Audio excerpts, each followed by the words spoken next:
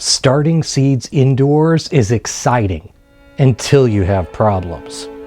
Seeds that never start, weak, leggy seedlings, or even mold. I've made all those mistakes, so trust me, I know exactly how to fix them. Hi, I'm Randall, and today I'm going to share with you how to avoid these common mistakes when it comes to starting seeds so that you have beautiful seedlings that not only survive, but thrive. If your seeds don't sprout, you have 0 seedlings. It's as simple as that. So the age of your seeds and the quality of your seeds are very important. So you want to look on your seed packet and see how old your seeds are. And in general, you want to always order from a high quality seed source. Any seeds, typically speaking, that are over 2 years old, you can probably bet that their germination rate has gone down. So here's the bonus tip. You can determine what your new current germination rate is, and you don't need any fancy tools. You just need a few things from your kitchen. You're going to take a paper towel and you're going to moisten it, and then you're going to put 10 seeds on the paper towel and you're going to fold them. Then you're going to take a little Ziploc baggie and you're going to stick them in the baggie. You're going to label the baggie and you're going to zip it shut and keep it moist for 3 days to 2 weeks, depending on what kind of seeds you put in there.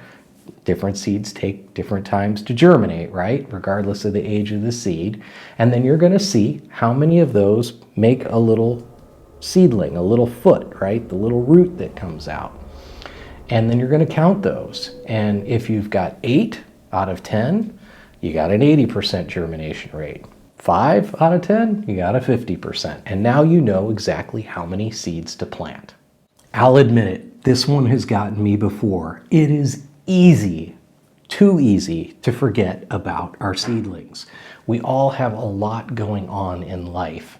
And so treat your seed starting like a project and manage it. Have a system in place. For me, I use my calendar, I use Google Calendar, and I have it integrated on my phone even. So it comes up and it reminds me daily that there's certain things that I need to do.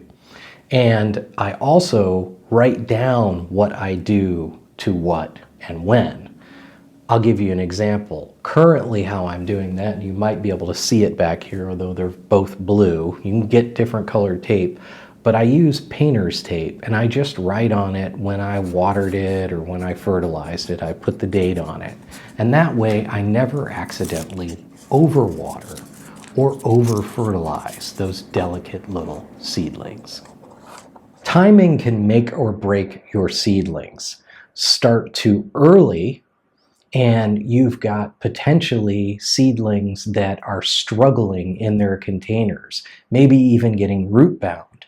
Start too late and you're not ready when you need to get those seedlings out, which can be especially important or problematic to somebody with a short season. And don't forget, some of the same types of vegetables, like warm season vegetables, for example, tomatoes and peppers. Peppers take their sweet time to both germinate and grow up big enough to be ready to go outside, while tomatoes sprint ahead. So make sure you plan for that accordingly. Your seedlings need the right mix of light, air circulation, and nutrients. It might seem obvious, but if they're not getting enough light, you're going to get leggy seedlings. They're going to stretch sometimes so much trying to get to light that they'll fall over. If you're not giving them enough nutrients, they won't grow healthy. If you're not giving proper air circulation, you're going to have a lot of mold issues. It might seem obvious, but as a new gardener, just make sure that you're giving them the right type of environment. And oftentimes, that's all you'll need to do to fix whatever's ailing those seedlings. Overcrowding leads to weak seedlings, literally fighting for getting enough light, fighting for getting enough nutrients and enough room to set their roots down. I know it sounds counterintuitive, But thinning is so important.